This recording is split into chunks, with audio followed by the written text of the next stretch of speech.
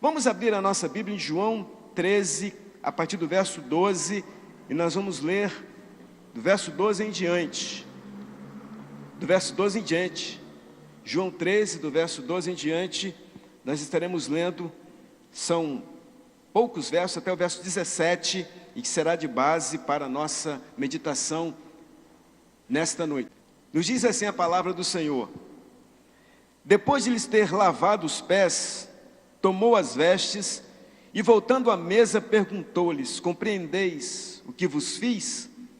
Vós me chamais o Mestre e Senhor, e dizeis bem, porque eu sou. Ora, se eu, sendo o Senhor e o Mestre, vos lavei os pés, também vós deveis lavar os pés uns dos outros, porque eu vos dei o exemplo para que, como eu vos fiz, façai vós também. Em verdade vos digo, que o servo não é maior do que o seu Senhor, nem o enviado maior do que aquele que o enviou.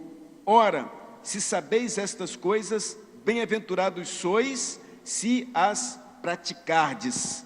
Viver para a glória de Deus, ou vivo para a glória de Deus. Este tema é um tema muito sugestivo, e é um tema de missões nacionais para esse ano. Eu gosto muito desse tema, porque este tema, ao mesmo tempo, ele mexe com toda a nossa vida. Ele mexe com todas as áreas da vida da gente. E durante esta semana, particularmente, nós discutimos ali no seminário, lá no nosso treinamento, nós falamos bastante sobre isso. E uma das coisas que a gente tem aprendido, eu tenho aprendido e tenho gostado muito de conversar sobre isso, é que quando você pensa em evangelizar, e quando você pensa em se colocar diante de Deus, quando você pensa em dizer alguma coisa às pessoas de que Jesus Cristo salva, e quando você pensa em fazer isso fora da sua terra, fora do seu lugar onde você nasceu, onde você cresceu, é algo que mexe com as nossas estruturas. Por que razão? Por uma coisa muito simples. Quando você chega em determinados lugares, você vai descobrir coisas daquele lugar que você não vivia lá no lugar onde você morava, e por isso mesmo você precisa e você tem que saber com quem você está lidando, com quem você está falando, como é que você está levando essa mensagem de Jesus Cristo, essa mensagem que salva. Pensávamos aí nessa semana, e a gente pensava muito sobre essas questões, e uma das coisas que nós falávamos lá no nosso curso, é de que evangelizar é algo primordial, é a tarefa da igreja, é a missão da igreja, mas acima de tudo, evangelizar é algo que precisa estar presente na vida da gente, mas não aquele evangelismo como às vezes nós imaginamos, é aquele evangelismo de falar, de levar a mensagem, aquele evangelismo de pregar, aquele evangelismo dos 4 pontos, aquele evangelismo de todos os folhetos. Não estou falando desse evangelismo, mas eu estou falando do evangelho que precisa ser levado de forma integral ao homem, aquele evangelho que você leva e que você prega com a sua própria vida. Por isso, evangelizar precisa ser um estilo de vida. E quando nós pensamos nesse tema de missões nacionais, vivo para a glória de Deus, viver para a glória de Deus nos faz pensar sobre isso, evangelizar, falar de Jesus, testemunhar de Jesus como estilo de vida, ou seja, eu preciso viver Jesus 24 horas da minha vida, se de fato eu quero evangelizar, eu quero falar, eu quero ganhar a minha nação, que eu quero conquistar o Brasil, como nós acabamos de cantar, se eu quero libertar o Brasil. O Brasil só será liberto se nós, como igreja evangélica, se nós como igreja de Jesus Cristo, se nós então trabalharmos de maneira diferenciada, se nós trabalharmos com a vida que nós temos, com a vida que o Senhor nos deu. E por isso mesmo eu gostaria de pensar alguns instantes nesta noite, como ou viver para a glória de Deus. Como posso fazer isso? Como vou viver para a glória de Deus? Este texto que nós acabamos de ler, é um texto que para ser completo, nós teríamos que ler também dos primeiros versículos até o versículo de números 11, mas como são versos que você já conhece, eu não os li, este texto nos fala de um momento especial na vida de Jesus. Esse texto nos fala, e está aí muito bem registrado, este texto nos fala que os judeus estavam comemorando uma grande festa, e a Bíblia nos diz que esta festa era a festa da Páscoa, e os judeus tinham 3 grandes festas que eles comemoravam, eram festas muito interessantes. A primeira festa, que era a festa da Páscoa, ela acontecia aos 7 dias do primeiro mês. E era uma festa enorme que eles comemoravam a saída do Egito, quando Deus então tirou o povo e trouxe com mão forte para a terra prometida. A segunda festa, que era muito famosa também entre os judeus, era a festa das primícias, que eram festas que aconteciam 10 dias após o 7º mês. Era uma segunda festa, uma festa muito interessante. Mas a terceira festa era a festa dos tabernáculos, ou seja, 7 dias, a partir do 15º dia do 7º mês. Então, eram festas que os judeus se entregavam, eles comemoravam, e de fato, eles gostavam muito daquela festa. E nos diz a Bíblia que Jesus estava com os seus 12 discípulos, e Jesus conversava com aqueles homens, e Jesus então estava com aqueles homens que nós já conhecemos muito bem. Jesus estava ao lado de Pedro, a Bíblia nos diz que Jesus estava ao lado de Tiago, Jesus estava com João, Jesus estava com André, Jesus estava sentado com Filipe, Jesus estava sentado com Bartolomeu, com Mateus, Tomé, Tiago, Tadeu, Simão. Jesus estava com Judas, Jesus estava sentado com uma diversidade de pessoas. Jesus sentara-se ao lado de um grupo de homens que ele havia escolhido para que pudesse fazer uma coisa que nós chamamos hoje de discipulado. Aquele grupo era um grupo heterogêneo, era um grupo onde existiam pessoas que tinham temperamentos muito interessantes, temperamentos talvez parecido com o meu, talvez parecido com o seu. Ali naquele grupo, a Bíblia nos diz, a gente pode entender através dos Atos, lendo a palavra, ali tinha pessoas que eram extremamente impulsivas. Naquele grupo de Jesus tinha pessoas dissimuladas, naquele grupo de Jesus tinha pessoas falsas, naquele grupo de Jesus tinha pessoas que buscavam só se auto-justificar, autossatisfação. Naquele grupo de pessoas tinha gente como a gente. Naquele grupo de pessoas, na verdade, tinham pessoas como você, e tinham pessoas como a mim. Todas as pessoas que estavam ali eram pessoas normais, pessoas naturais, pessoas que tinham suas dificuldades de vida, mas a Bíblia nos diz que Jesus estava com aqueles homens assentado ali naquela grande festa, porque Ele queria nos ensinar algumas lições importantes. Viver para a glória de Deus. Como é que eu posso buscar viver para a glória de Deus? Eu vou entender que eu vivo para a glória de Deus viveremos para a glória de Deus quando demonstrarmos amor incondicional uns aos outros. O verso de número 1 nos diz que hora antes da festa da Páscoa, sabendo Jesus que era chegada a sua hora de passar deste mundo para o Pai, tendo amado os seus que estavam no mundo, amou-os até o fim. Durante a ceia, já tendo o diabo posto no coração de Judas Iscariote, filho de Simão, que traísse a Jesus, Jesus amou até o fim. Se nós queremos viver para a glória de Deus, se a igreja brasileira quer viver para a glória de Deus, a igreja brasileira tem que entender que nós precisamos amar e demonstrar amor incondicional uns aos outros. Jesus ama um grupo, até aquele momento, Jesus ama todas as pessoas que ali estavam, mas Jesus também ama aquele homem que estava ali e que deveria trair, aquele homem que tomara a ceia com ele. Jesus então ama, e a Bíblia diz que Jesus os amou, e Jesus amou até o fim, Mas aí você me diz assim, mas pastor, é verdade que Judas traiu Jesus, mas não foi só Judas, meu querido. Judas traiu Jesus quando ele vende Jesus, quando ele vai lá e entrega Jesus, mas é muito interessante que quando ele vai lá e entrega Jesus, logo depois Jesus morre, você vai encontrar, antes de Jesus morrer, você vai encontrar Pedro negando Jesus, da mesma maneira como Judas negou lá atrás.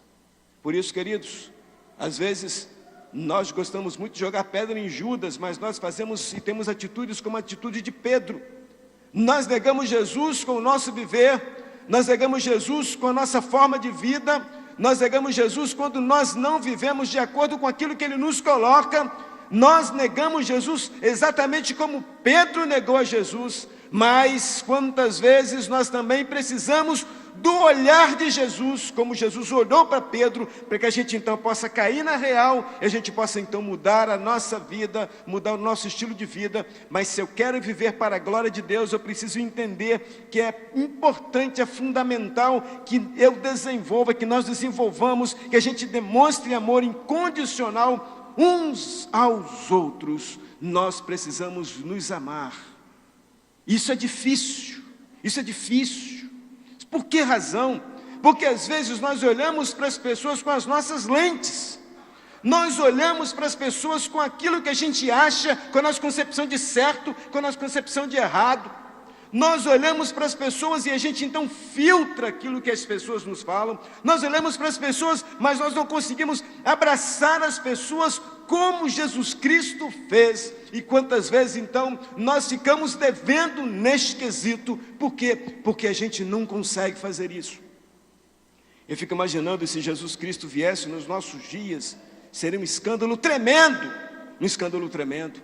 Eu fico imaginando, irmãos, que às vezes nós olhamos para o Novo Testamento e quando nós pensamos nos judeus que crucificaram Jesus, nós então pensamos, se eu estivesse lá, eu não faria isso. Nós fazemos a mesma coisa, porque às vezes nós nos esquecemos de Jesus e nós vivemos simplesmente a nossa religiosidade. Viver para a glória de Deus significa nós precisamos entender que é fundamental que essa igreja então quebre alguns paradigmas que nós temos, algumas ideias preconcebidas que nós temos. Nós precisamos jogar isso por terra e nós temos que aprender a amar e amar de maneira diferenciada. É isso que vai estabelecer que essa igreja é uma igreja que vive para a glória de Deus, que esta igreja brasileira é uma igreja que tem se preocupado tão somente em viver para a glória de Deus. Que amor é este? Esse amor de Jesus. Que amor é este? Segundo lugar, viver para a glória de Deus significa ainda, queridos, no verso 3 e 5, leio: sabendo este que o Pai tudo confiara às suas mãos, e que ele vinha de Deus e voltava para Deus, levantou-se da ceia, tirou a vestimenta de cima, e tomando uma toalha, cingiu-se com ela, depois deitou água na bacia e passou a lavar os pés aos discípulos, e a enxugá-los com a toalha com que estava cingido. Quando eu vivo para a glória de Deus, é quando estou disposto a lavar os pés do meu irmão, quando eu estou disposto a lavar os pés do meu irmão, do meu ente querido. Isso é difícil também. Mas eu gosto de pensar na cena, e a cena da Palestina era uma cena muito interessante, porque nós não estamos falando de pés bonitinhos como nós temos hoje, nós não estamos falando de pés bem calçados como nós temos hoje, mas nós estamos falando de pés que andavam pela Palestina, de pés que pisavam em determinados lugares, de pés que pisavam em coisas que normalmente nós não gostamos de pisar. Eu estou falando de pés, queridos, que eram pés sujos. Eu estou falando de pés de sandálias que deviam guardar coisas ressecadas durante a caminhada. Eu estou falando de pés realmente muito sujos. Eu estou falando de algo terrível, terrível. Você deve se lembrar da história daquele missionário que esteve conosco aqui no início do mês passado, se não me falha a memória, ali da Cristolândia. Você viu as histórias que ele contava? Você deve ter ouvido, deve se lembrar das histórias que ele contou. Você lembra a história que ele contou de um sujeito que quando tirava o sapato era um negócio muito sério? Você deve se lembrar dessa história. Eu estou falando disso. Eu estou falando de situação difícil. Eu estou falando de pé sujo. De pé sujo. Mas eu quero te convidar nesta noite a você pensar de uma forma diferente. Eu quero te convidar a você a pensar exatamente como é que nós podemos fazer isso. Jesus lava os pés dos seus discípulos, mas Jesus lava de maneira diferente. Jesus cinge a toalha, Jesus então se reclina, e Jesus começa a lavar os pés dos discípulos, mas Jesus não olha para os pés, Jesus olha para a alma dos discípulos. Meus queridos irmãos, nós temos que entender isso.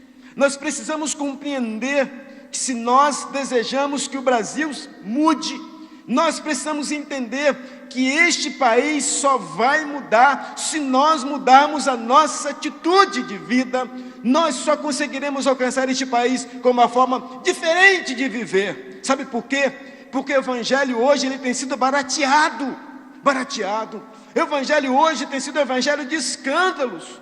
O evangelho hoje, lamentavelmente, tem sido marcado por escândalos, por roubos e muitas outras coisas. E se você quiser, basta abrir a revista Isto É, desta semana, você vai encontrar coisas que denigram a imagem do evangelho. Mas nós precisamos mudar essa história.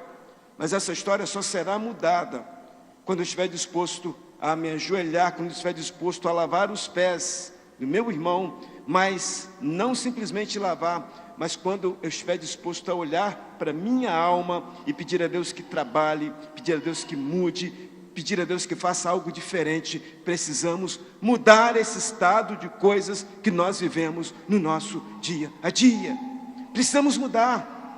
Temos que deixar de ser crentes mutatis mutantes, que simplesmente nós nos acostumamos com o local, nós então vivemos de acordo com aquele local, mas nós temos que mudar essa história. É importante que essa história seja mudada. Por isso o tema de missões nacionais, vivo para a glória de Deus. E o terceiro motivo que tenho para viver para a glória de Deus está no fato que eu preciso deixar Jesus trabalhar, Jesus tocar na minha vida. E é muito interessante que o texto seguinte, a partir do verso 6 até o verso número 11, nos diz a Bíblia que quando Jesus se aproxima de Pedro, está aí na sua Bíblia, Pedro então recua, e Pedro diz: não, Senhor, tu não vais lavar os meus pés, em hipótese alguma, em hipótese alguma. Por isso a terceira lição que nós podemos aprender: para viver, para mudar e para viver a glória de Deus, para mudar o nosso país, nós precisamos deixar Jesus nos confrontar e Jesus lavar a nossa alma. Eu preciso aprender a fazer isso. Eu tenho que ser confrontado por Jesus. E a melhor maneira que existe de confrontar, de ser confrontado com Jesus, é quando eu tenho intimidade com esse livro. É quando eu deixo esse livro entrar na minha vida. Quando Jesus vem, Ele me confronta. Porque quando Jesus me confronta, eu não tenho como retrucar, eu não tenho como questionar, eu não tenho o que dizer, mas eu preciso ser confrontado por Jesus. E quando Ele me confronta, Ele me coloca exatamente no lugar onde devo ficar, onde eu preciso ficar. Portanto, se quero viver para a glória de Deus, se quero mudar a história do meu país, se quero mudar a história da minha igreja, se quero mudar a história da minha família, eu preciso que Jesus Cristo me confronte e que Ele lave a minha alma. E é muito interessante o texto bíblico, porque Pedro então disse que não, o Senhor não vai fazer nada comigo. E Jesus então disse: olha, se eu não te lavar, não tens parte comigo. É o que Deus na verdade quer nos dizer nessa noite. Se eu não for lavado pelo Senhor, eu sinto muito te dizer, não tereis parte com Ele.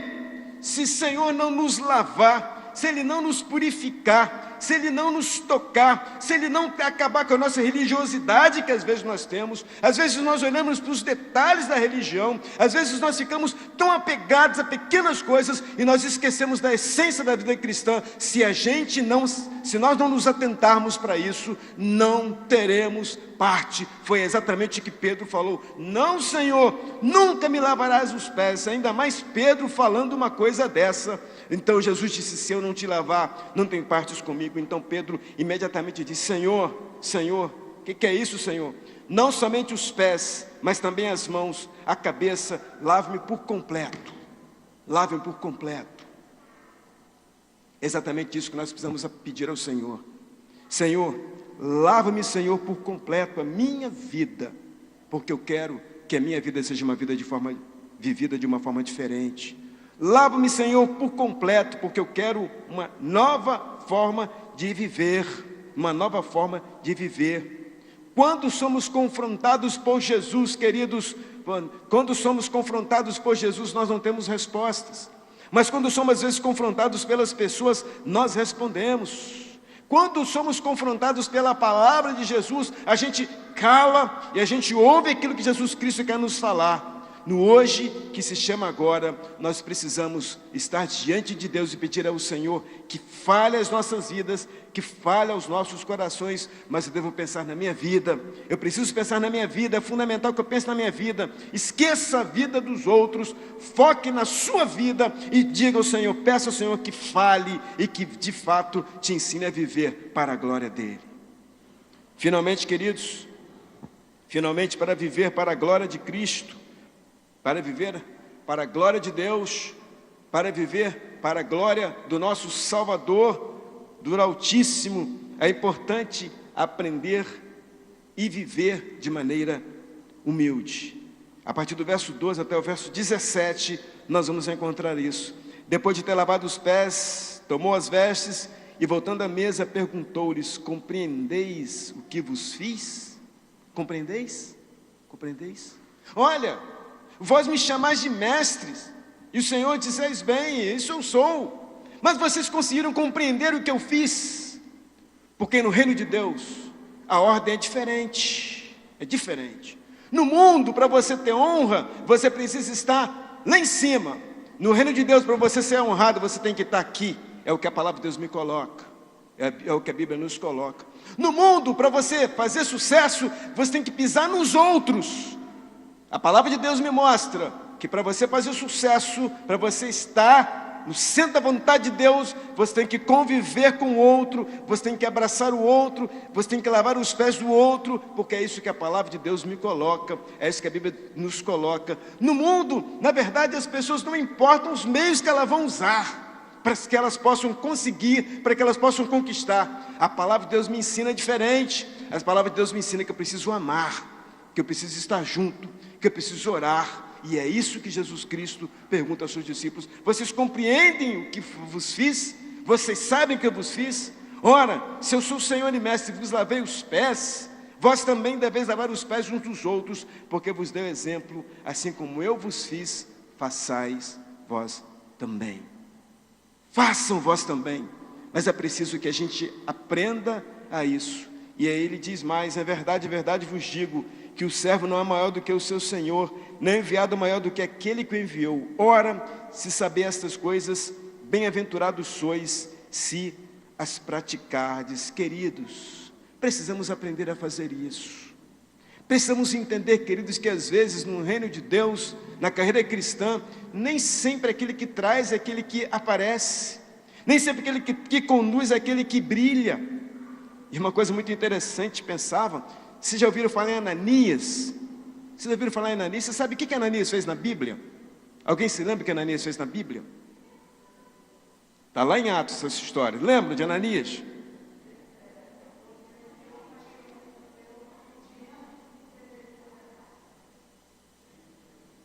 Mentiu. Ele mentiu. Interessante. Mas só isso? Esse Ananias que mentiu? Abra sua Bíblia lá em Atos 9. Vamos ver lá em Atos 9 o que Ananias fez. Atos 9. Lembre-se que não é Ananias de lá da frente não, hein? Lá de trás. Atos 9, acharam? Acharam? O que Ananias fez? Paulo. Ananias foi o homem que recebeu Paulo. Ananias foi o homem que orou por Paulo. Ananias, quantos livros Ananias escreveu? Quantos? Nenhum. Mas o apóstolo Paulo, nós temos tratados e mais tratados do apóstolo Paulo aqui na palavra. Ananias não escreveu livro algum. André, ele buscou o seu irmão Pedro. Quantos livros André escreveu? Conhece algum? Quantas vezes André pregou? Você conhece as pregações de André? Você conhece a maneira como André trabalhou? Nós não conhecemos. Mas a verdade é que ele foi usado por Deus, e Deus então lá na frente usou outras pessoas. Ou seja, há trabalho e há espaço para todos nós no reino de Deus. Vivo para a glória de Deus. Viver para a glória de Deus significa que você, independente do que você sabe, independente do que você conhece, você pode ser usado por Deus. Deus quer te usar e Ele quer fazer isso. Portanto, queridos, no encerramento da nossa campanha, eu quero fazer um desafio à igreja. Eu quero fazer um desafio à igreja Esse desafio é muito simples, muito simples. Eu quero te desafiar a você a se colocar diante do Senhor para viver para a glória dele, tão somente.